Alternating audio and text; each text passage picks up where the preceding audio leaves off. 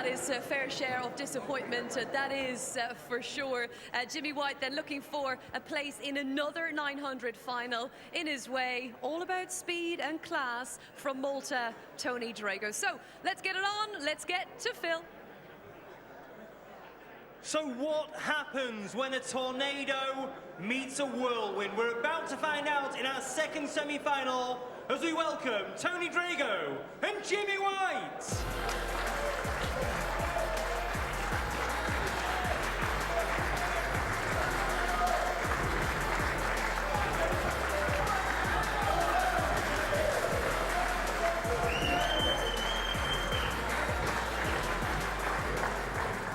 Just can't beat it, can you? At the snooker here with the whirlwind and the tornado. Let's join our commentary team. Rhiann Evans has stepped in alongside John Virgo.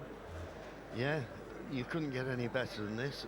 A whirlwind meets a tornado. It is ahead, you won the top. Table and chairs everywhere. Weather warning. A weather warning.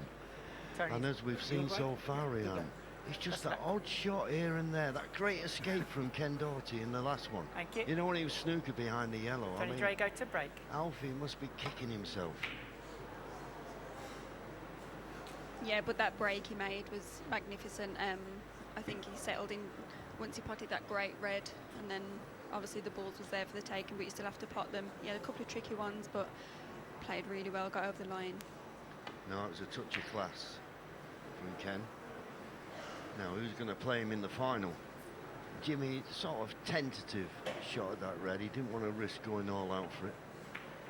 But as I've said before, it's all about these opening exchanges. Who's going to get first chance?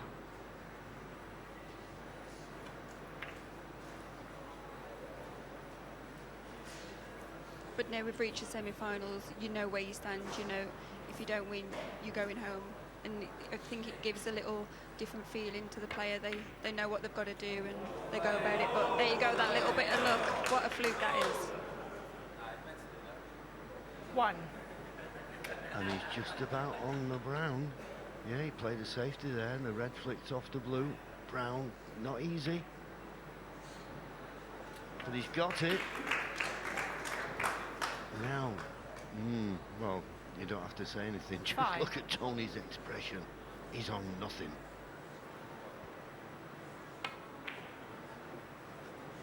Oh, and he's gone off. Tony Drago, He's 5, gone off, and we all know what that means. Jimmy now can pick this cue ball up and put it wherever he likes. What a mistake, and he was only playing safe, really. All right, maybe a half-hearted attempt at the pot. Jimmy chose a strange red to go for there. I didn't understand that one. It was never guaranteed position. I think he's just playing safe now. Well, that's amazing. That mistake from Tony only cost him, well, apart from the 4 points foul, 1 point from Jimmy. 5-all. Yeah, I was thinking the balls wasn't in a great position, even with ball in hand, but he did put it in a strange area, didn't he, John? But as you say, even the safety shot he played wasn't great either, and he sort of got away with it with Tony not playing a great shot, so it's left him a tempter here, though. How well's he queuing?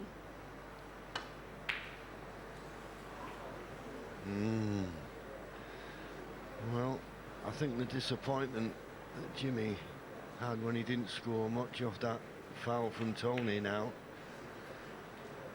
So it's Tony Drago who gets what you could say is the first real good chance. I think the blue and black are tied up, but the pink's in the open. 4. How many can he score? Yeah, that was a lovely nudge off the yellow as well to stay on the red. But he's just losing the 5. white here a little bit, isn't he? I think he's going to struggle to get on a red. Yeah, I think there's a red just below the pink that's available, but the angle he had on the green, he couldn't get closer. The one immediately below the pink on certain goes to the left corner. 8. But risky. But in it goes. 9. Yeah, cute, that really nice. You say he's always going to have to leave himself a little bit of distance, but there you go. A little bit of flair from Tony, but it didn't work. It was a tricky pack to go into, though. Didn't 15. have too much angle to work with, but make sure you hit a cushion and in line with that yellow, and this would be a great safety shot. You've been Tony watching Drago, Nigel Bond 15. too much. Yeah, he gave it all his power, but it was on nothing. But what he did do when he played that shot, I was going to say he's brought the blue and black into play, and it's Jimmy White who'll take advantage of that. What a pot that was from the whirlwind.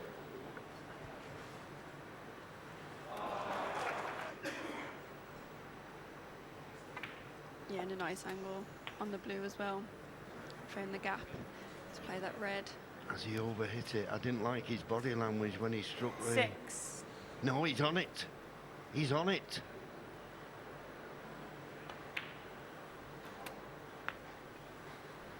Well, this is all 7. created by that great opening red. Can he take full advantage? Forget the clock. It's all about a proper game of snooker here. Making the most of this opportunity.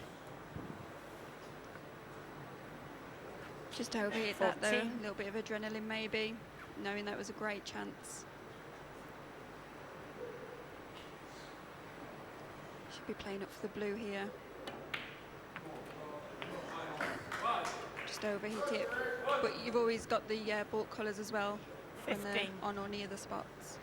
Yeah, the only problem I see there is that these reds are available into the right corner. I know he's good with the rest. How does he get the cue ball?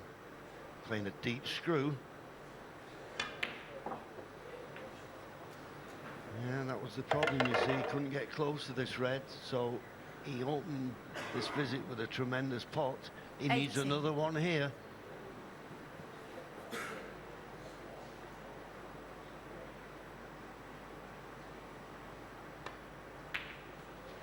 Cued it lovely. Lost the cue ball. 19. Who do you want? Tony or Jimmy? Yeah, he can pot this black, but I don't see how he gets on a red. So is he going just for the 7 points? Well, he's got the 7 points. Oh, look at the way he's played it, coming round through the... But where's the cue ball going? Where's the cue ball going? No! Foul. You Jimmy wouldn't White, believe 19. it. Tony Drago 7.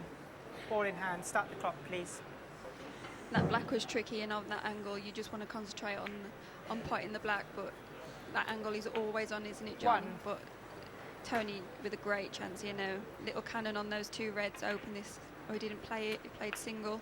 Should have played the cannon, you're right, Rian. He should have played that cannon. It was simple, 8. he'd have brought those 2 reds into play. 9. I think there is a red available into the same pocket as the black. There you see it. Oh, Jimmy, great. Blackie potted, but to go 16. off. 20 points the lead. 17. This black will make it 27. There's still 51 remaining. There's plenty of time on the clock. Nice positional shot from Tony. Nicely on 24. this red to the left middle. The other 2 reds in between the pink and black are tied up slightly. If he'd have played the little 25. cannon that Rian mentioned earlier, he wouldn't have had this problem. It's tight if it does go, but I'd rather have played the cannon earlier on in the break and guaranteeing they go. He's going to have to judge this. He's going to have to fall quite low on it, and he has. Can he see enough of the right-hand red? 32. Can he see enough of it? He could. And I think that is frame 33. ball really now. I can't see any way back for Jimmy. The thing is, the blackie went in off. If he'd have got into the cue ball a bit more, it's not enough. But you've got to hit about the baulk line. But he didn't get into it enough, and that's why he found the in-off in the middle pocket. Fair play to Tony, though. Hasn't he taken 37. these well? But Jimmy will be so disappointed. He's been in the final of these 900s 42. 3 times and lost in the final. There'll be no final this time. Tony Drago 42. He's shaking Tony Drago's hand. They've always been great buddies, great practice partners. Jimmy going in off will be ruined that, but Tony Drago, a flash of brilliance, and he's in the final to meet Ken Doherty. Time's up then for the whirlwind here in Epsom. It's Tony Drago that marches on to the final, and he will play that man, Ken Doherty, watching on, waiting patiently, and not too much longer to wait. We'll see you for the final. It's on the way next.